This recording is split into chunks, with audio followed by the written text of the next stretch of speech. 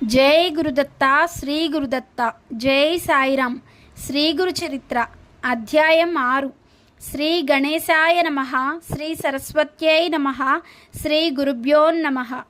ప్రస్తావన: సూక్ష్మరూపి అయిన జీవుడు మాతృగర్భంలో ప్రవేశించి తల్లి శరీరం చేత సంపాదించబడిన అన్నరసంతో తన దేహం నిర్మిస్తాడు. తర్వాత దానిని కేంద్రంగా తీసుకుని తన జీవనాన్ని సాగిస్తాడు.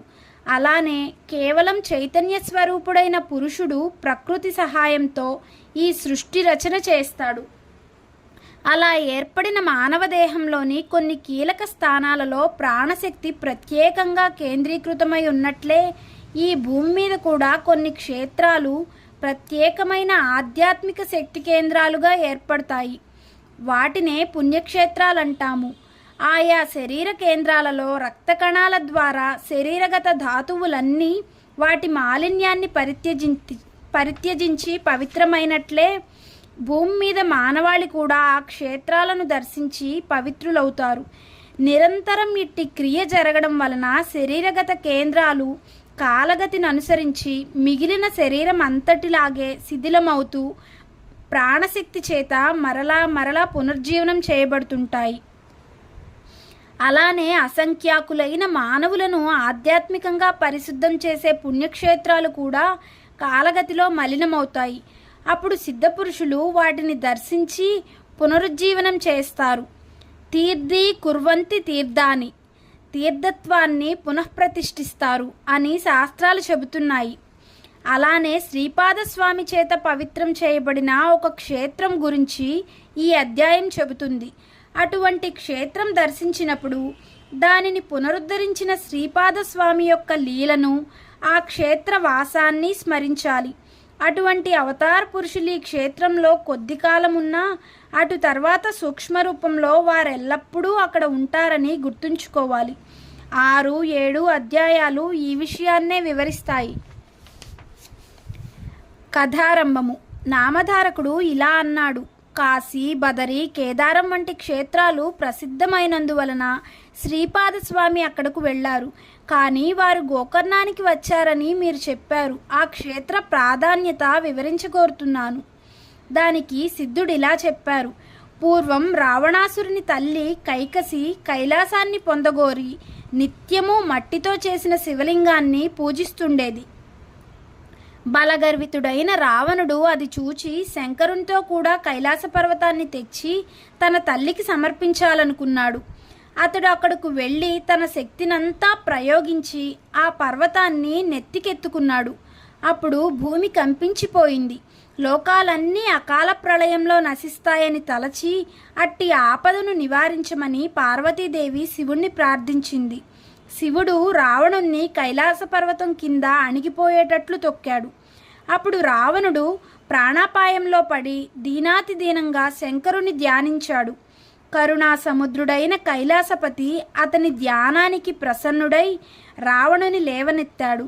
అప్పుడు రావణుడు రాగయుక్తంగా సుస్వరంగా మధురగానం చేశాడు. మనోహరమైన అతని గానానికి ప్రీతి చెందిన శంకరుడు అతనిని వరం కోరుకోమన్నాడు. అప్పుడు ఆ రాక్షసరాజు: దేవా, బంగారంతో చేయబడిన నా లంకాపురం వంటిది ఇంకెవరికీ లభించేది కాదు. సాక్షాత్తు లక్ష్మీదేవియే నాకు దాసి, చతుర్ముఖుడైన బ్రహ్మే నా జ్యోతిష్కుడు, యమధర్మరాజు నా సేవకుడు, సర్వదేవతలు నా పరిచారకులు.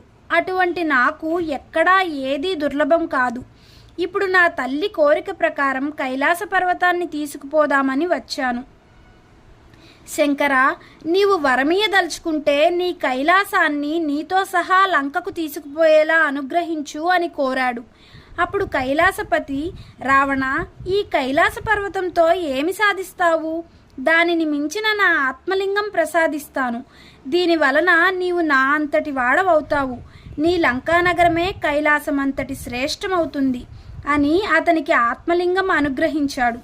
దానిని తీసుకుని సంతోషంతో రావణుడు లంకకు బయలుదేరాడు.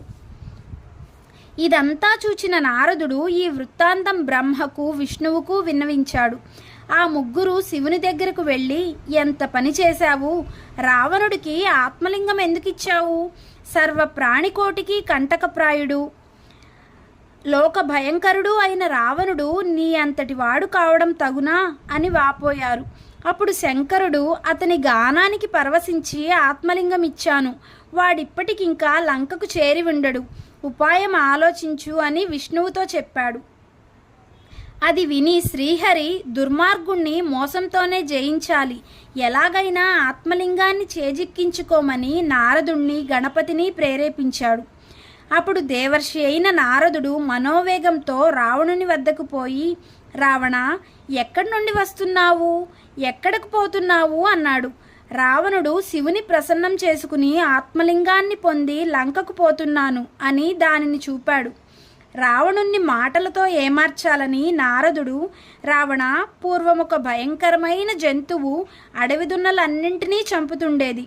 త్రిమూర్తులు దానిని వేటాడి సంహరించి దాని కొమ్ములలో నుంచి తలా ఒక లింగం తీసుకున్నారు.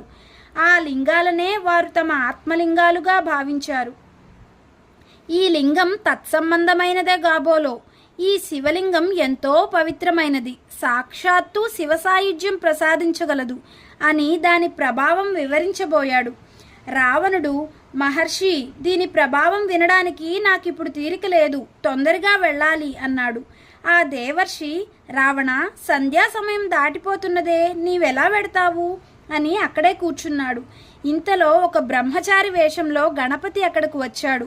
అతనిని చూచి రావణుడు, నీవెవరు, ఎవరి పిల్లవాడవు, ఎక్కడకు పోతున్నావు అని అడిగాడు. ఆ బ్రహ్మచారి, నేను ఉమాశంకరుల పుత్రుణ్ణి, నన్ను పోనివ్వు, నిన్ను చూస్తేనే నాకు భయమేస్తుంది అన్నాడు.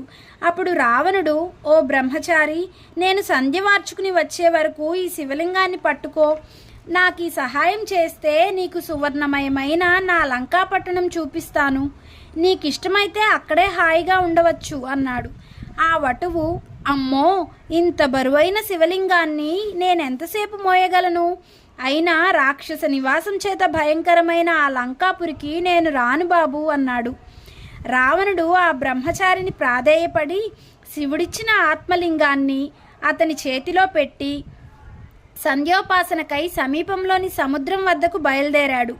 ఆ బ్రహ్మచారి, రావణ, దీనినిక మోయలేనప్పుడు ఎలుగెత్తి 3 సార్లు పిలుస్తాను, అప్పుడు నీవు రాకపోతే దీనినిక్కడే స్థాపిస్తాను అన్నాడు.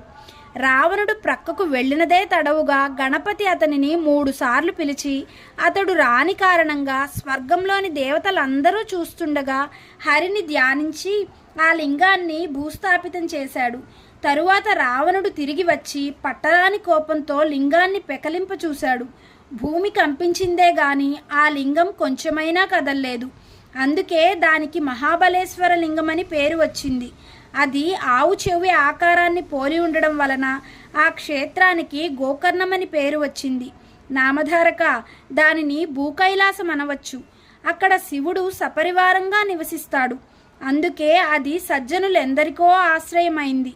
అక్కడ దేవర్షులు కూడా నివసిస్తారు. ఆ క్షేత్రంలో దేవర్షులు, రాక్షసులు, మానవులు, చివరకు పశుపక్షాదులు కూడా శివుని అనుగ్రహం వలన తమ అభీష్టాలను పొందారు. అంత పవిత్రమైన క్షేత్రం వేరొకటి లేదు. శ్రీ దత్తాయ గురవే నమః. శ్రీ శ్రీపాద శ్రీవల్లభాయ నమః. శ్రీ నృసింహ సరస్వత్యై నమః. జై గురుదత్త.